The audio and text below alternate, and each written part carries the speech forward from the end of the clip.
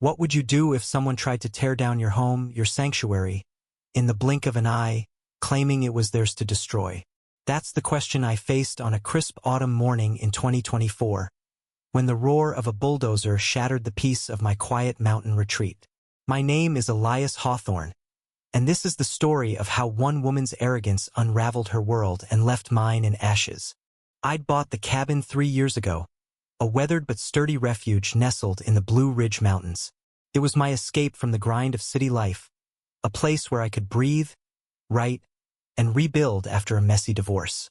The land around it was part of a small, exclusive community governed by the Pineview Homeowners Association, HOA, a group I'd mostly ignored.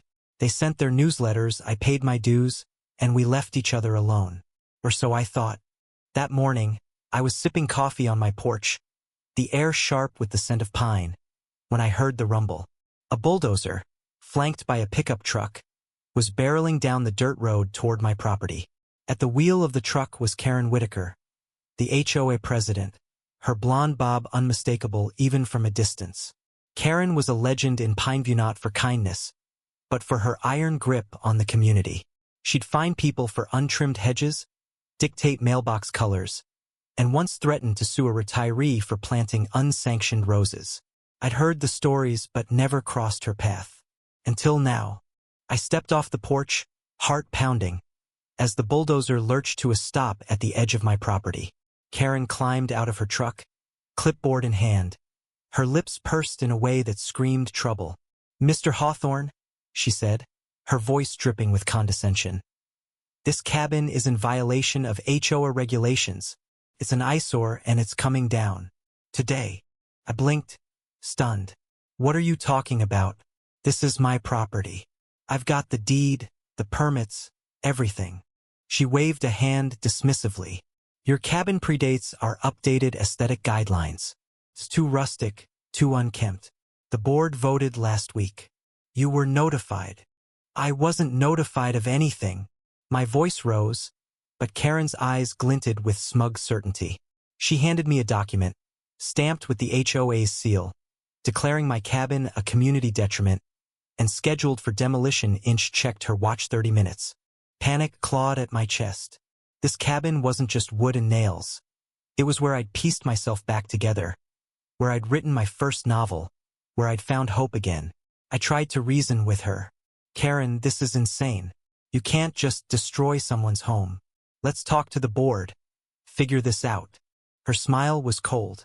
"The board answers to me, and I say it's coming down. Step aside, or I'll have you removed." That's when I noticed the man standing quietly by the bulldozer.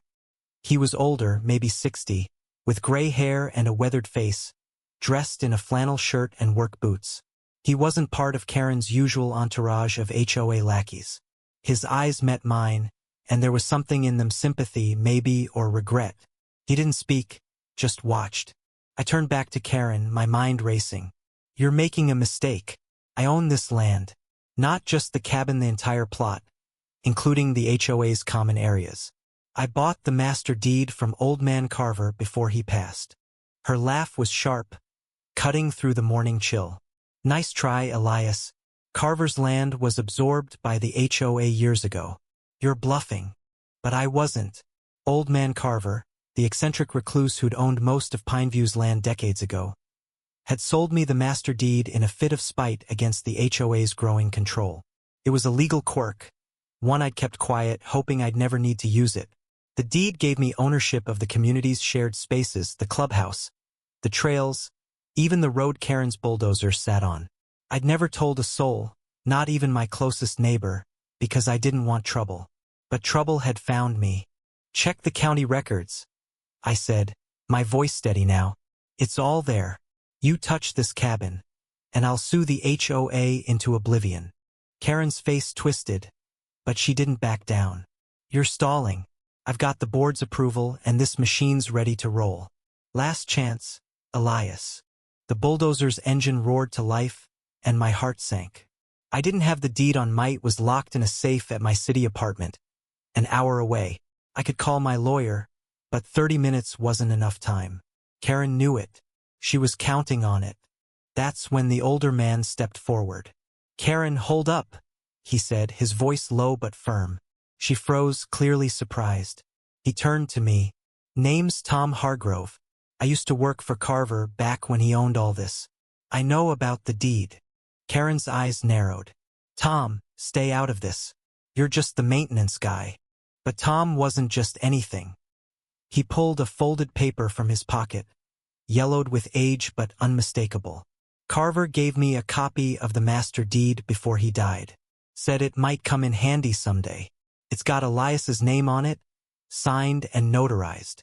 My jaw dropped. I'd never met Tom before, but he was holding my lifeline. Karen snatched the paper, her hands trembling as she scanned it. Her face paled, but she shoved it back at him. "This is a fake. You're both lying." "It's real," Tom said, his voice unwavering. "And if you don't believe me, call the county clerk. They've got the original on file."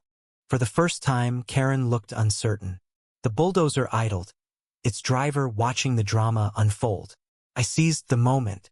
"Karen, if you tear down my cabin, you're trespassing on my land. Every HOA member will be liable. You'll lose everything." The air was thick with tension. Karen's eyes darted between me, Tom, and the deed. Then, with a snarl, she climbed into her truck and slammed the door. "This isn't over," she spat, and the bulldozer retreated, its rumble fading into the distance. I exhaled, my knees weak. Tom handed me the paper. "Keep this safe," he said. "Carver hated people like her. Said they'd ruin this place if no one stopped them." I thanked him, my voice thick with gratitude. Tom just nodded and walked away, disappearing down the trail like he'd never been there. I thought I'd won. I thought it was over. But Karen wasn't done. A week later, I got a letter from the HOA's lawyer, claiming the deed was fraudulent and demanding a court hearing. I hired my own attorney, and we fought for months. The legal battle drained my savings, my energy, my hope. Karen rallied the HOA, painting me as a greedy outsider trying to steal their community. Neighbors I'd never met turned against me, whispering lies she'd fed them. The twist came when Tom reappeared in court. He wasn't just Carver's old employee, he was his son, estranged for years but loyal to his father's legacy. He testified about Carver's hatred for the HOA's overreach, producing emails and documents that proved the deed's legitimacy. The judge ruled in my favor. The HOA's land was mine, and Karen was ousted as president. I should have felt victorious, but the cost was too high. The community shunned me, my cabin vandalized with spray paint and broken windows. The stress triggered a heart condition I didn't know I had. One night, alone in the cabin, I collapsed. By the time paramedics arrived, it was too late for my heart to recover fully. As I lay in the hospital, staring at the ceiling, I realized the bitter truth. I'd saved my cabin but lost my home. The mountains, once my refuge, were now a battleground. Karen's arrogance had cost her power, but my victory had cost me peace. The deed, that cursed piece of paper, had protected my land but destroyed my life. I sold the cabin last month. The new owner, a young couple, seemed excited to start fresh. I didn't tell them about Karen or Tom or the war I'd fought.